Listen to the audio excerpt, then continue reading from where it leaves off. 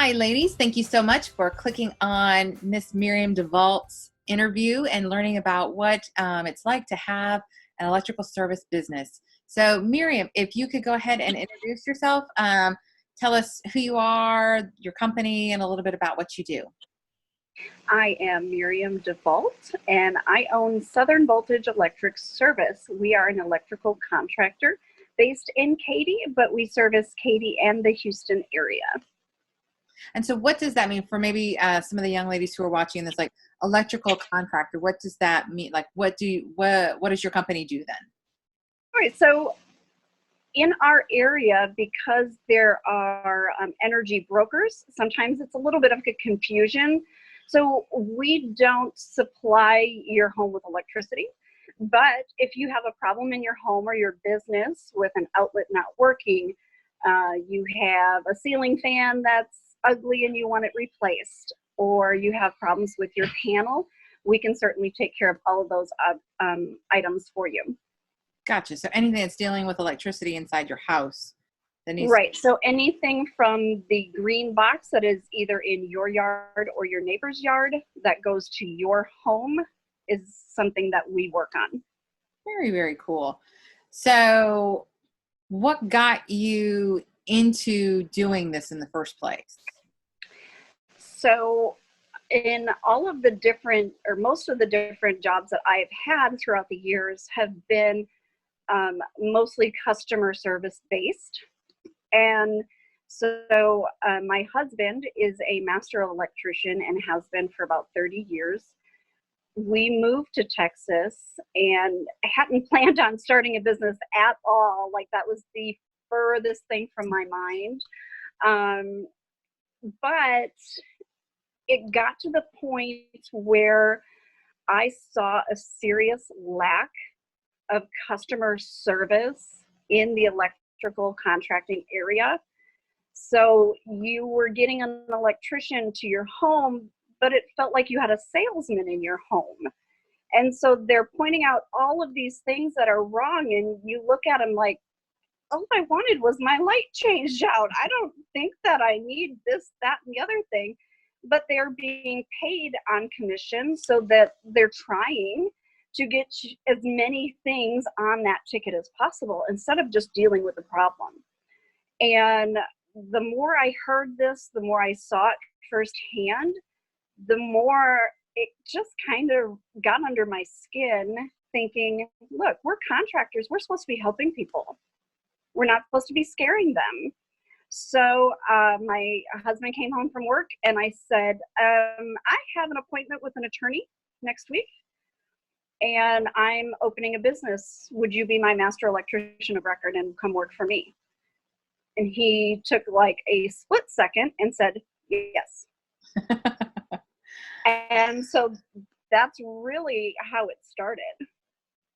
And I think that's really cool, too, to realize that you can own a business in the trade, so like electric, contractor, and not have to be the person who is actually the one going out and, putting in the ceiling fans and that kind of thing. So I think that's really a good point to make, too, that you don't. That is 100% correct, because my side of the business, or the side that I wear the hat for, I answer the phone.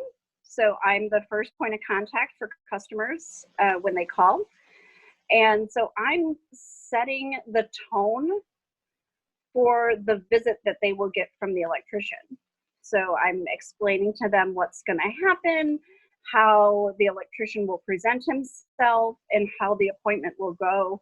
And so if you like to talk to people, or even maybe you're a little timid to talk to people, but you're generally okay on the phone, then you can 100% answer the phone and book an appointment. And then when you're more comfortable, then go to meetings and meet people and that kind of thing. Because I was very shy when we first started this business, but I had worked customer service over the phone for years. So I was more comfortable on the phone. And so then it just kind of gradually started from there. And then I started going to meetings. So what does your knowledge within like, with what he does on site, like how much knowledge do you have to have about, I don't know the proper term. Is it like electrician, electricity, electrical service? Like how much knowledge do you personally have to have in order to be able to run that business properly? So you have to have some amount of knowledge as far as if someone calls and says, I just want my fan replaced. The ceiling fan, it's on a regular height ceiling, it's 10 feet in the air. And so when I go to book the call, I know that generally speaking, if every condition is perfect, which it's not always, but it generally takes them about 45 minutes. But by the time you get in the door, you talk to the customer, tell them what the price is going to be, you build that relationship even further from when I started it on the phone, and then doing the job and then the cleanup and then back into the truck. So when I book that call, I will book it to where he arrives between 9 and 10 in the morning, and I don't book another call until about noon. Then I always tell the person that's next in line, like, we may be able to take care of you sooner. If we do, I will give you a call, and if you're available, then I'll send the electrician on his way. So there is some amount of knowledge you need, but that being said, I can't go and wire your house. Right. I have been on jobs where I've put light fixtures in and put outlets in, and I've pulled my fair share of wire through trenches. But that doesn't necessarily mean that you have to know how to do that. Because if you have the right people working for you or under you and around you, you can say, hey, if all conditions are perfect, how long is this going to take you to do? Because there are some jobs where Jim will come in and say, hey, I just left an estimate and these are the items that they need done. And I'll say, great. About how long do you think that's going to take you? Oh, better part of a day. Okay, that means a day. Yeah. So while there are some things that I know how long it will take, a service, he's going to be there all day. But, if they've got a punch list of different items, if it's any more than 3 items, then I just schedule them for the day. But that's because we've been doing this for 25 years. Yeah. So, but when I first started, I didn't know. So I asked. Mm-hmm. I said, how long do you need for this? You need that?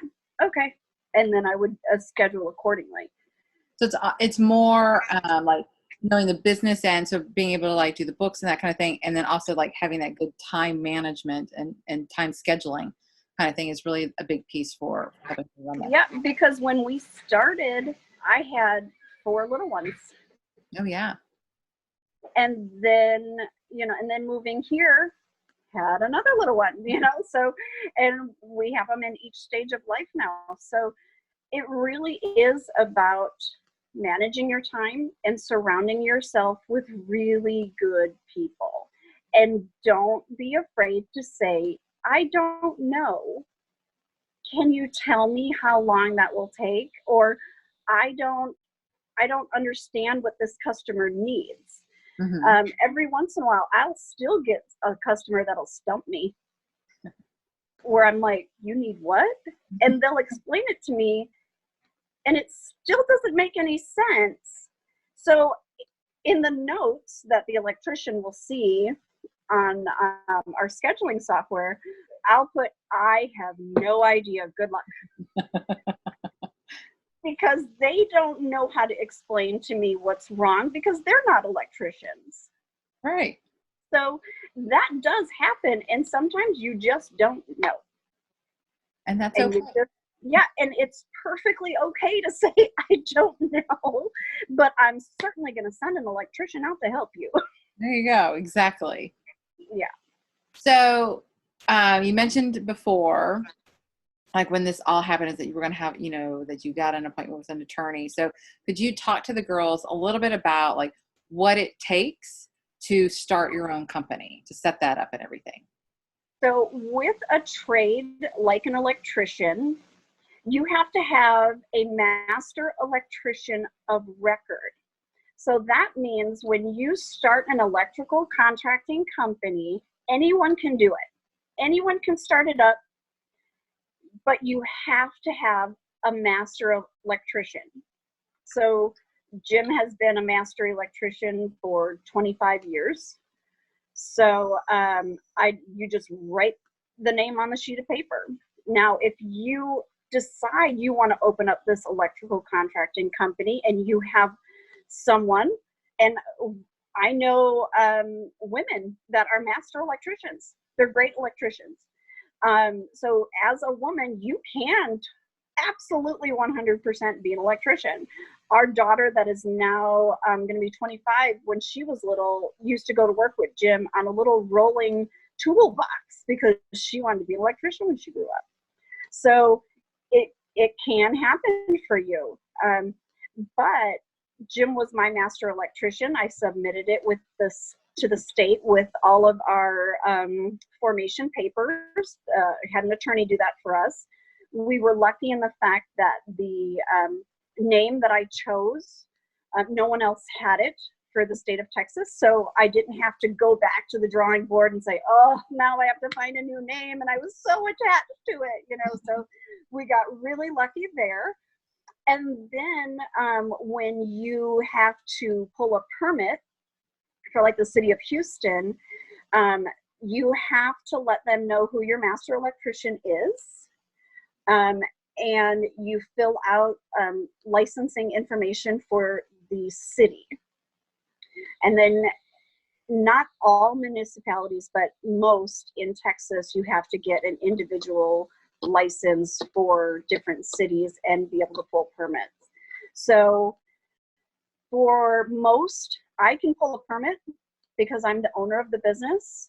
And when I registered with the city as a company, I put down that Jim, who is my master electrician, can pull permits and I can pull permits. And so the city of Houston just opened it up where you can add an additional person. So my daughter Jillian, who is 22 and works for us in the office, she can now pull permits if necessary. Very cool. So, and again, just for those of us who may not understanding, like, what is a permit? What does that give me? I know that's something that gives you permission, but what exactly do you need to use them for? So for electrical work in the city of Houston, if you just have an outlet you want changed out, that's fine. You don't need a permit for that, or light fixture. But if you're doing anything with your panel, or if you're adding an addition to your home, if you're tearing down walls, then you need a permit. If you're building new home, new business, you need a permit from the city, because then the city will come out and inspect at every stage to make sure everything is done correctly, everything is to code. If it's not to code, they will make you change it, and then they'll come back and re-inspect.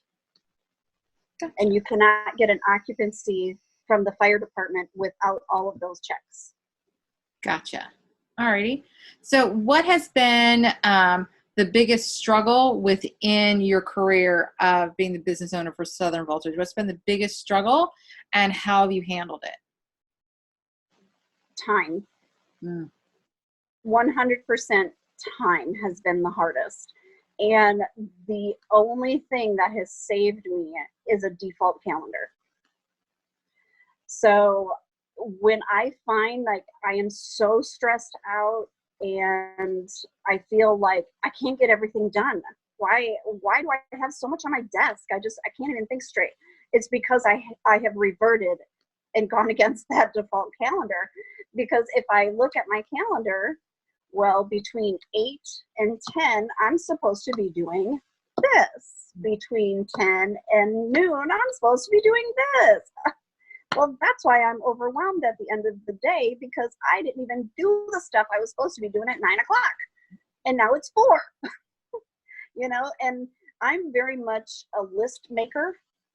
So I'll make a list of things that I need done, and then I just give it a time slot.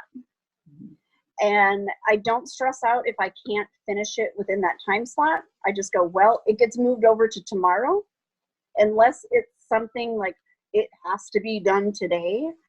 Then, obviously I'll get it done. But if it moves over to the next time slot, okay, if it's not urgent, it'll move over to tomorrow, and I'll finish it tomorrow. But definitely time. Yeah. Time management for sure, I think, is a big struggle for everybody. Yeah, it's really hard, and it's really hard to be disciplined to stick to it. That's why I say I go off the rails. I'll be the first to admit, like, I have squirrel syndrome where I'm like, oh, what's that? Or an email comes in and I get distracted or something. But the default calendar is your best friend in a business. Awesome. Very cool. Good advice too. So what would you say is the most rewarding or funnest part of being a business owner? Being able to control my own schedule. So our oldest daughter got married in September, and so we closed the company down for a week, and it was fantastic. I've had family getaways where we just take off, and so we just close it down. I don't work in the office on Fridays. That is my mental health day. And we either go to the zoo or the museum or go shopping or sit in bed and watch TV or nothing. So Friday is my free-for-all day. And so nobody in my office works on Fridays. So if a call comes in, I'll take a call. But generally speaking, they leave a message and I give them a call back at the end of the day or first thing Saturday morning. Very cool. It is nice to be able to rule your own schedule for sure. It is. It's very nice. Yes. So how has this been different than you thought it was going to be? I don't know that I thought it would be any different than it is, only because we've been in this industry for so long. And we had previously owned an electrical contracting business in Wisconsin where we moved from. So the only difference being in Texas versus being in Wisconsin is the networking side. So before, we just did a lot of new construction and a little bit of service call work. Where in Texas, it's a lot of service work. We don't do much new construction at all. But the whole networking side is completely new, or was new to me when we first opened the business in Texas. So that I was not expecting to have to do. Like I said, I was very shy, where I would get up and introduce myself and you could barely hear my voice and it shook like a little church mouse. I was just terrified. I couldn't believe people were making me do this. Like, why are people enjoying themselves at these meetings? They're awful. I don't want to talk in front of anybody. Where now it doesn't bother me at all. I get up, and if I trip up and I don't say 100% what I wanted to say, oh well, life happens. Exactly. Well, thank you very much for the interview. Ladies, be sure that you scroll down the page and see a little bit more about Miriam and what it's like to be, a day in her life of being a business owner. So, and below that would be the comment section. So if you have any questions or comments for Miriam, please be sure to put them down there and she will come back and answer those questions. Thank you so much. Thanks, Miriam. Bye.